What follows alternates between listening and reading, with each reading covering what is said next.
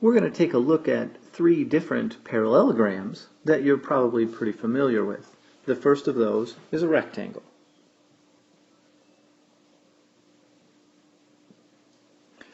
And the property that makes this a rectangle is the fact that all the angles are 90 degrees.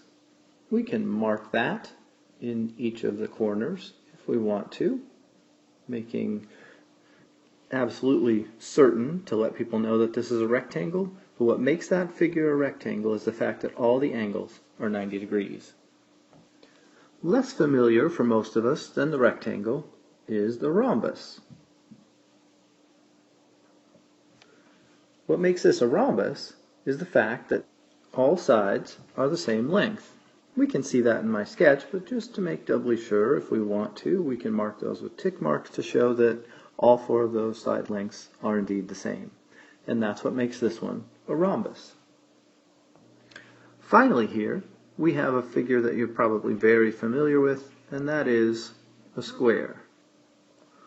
Now, a square is very interesting because in a square, all of the angles are 90 degrees and all of the sides are the same length.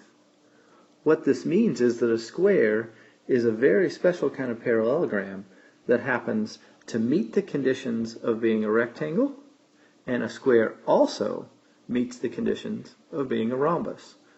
So a square is a special kind of rectangle, and it's also a special kind of rhombus.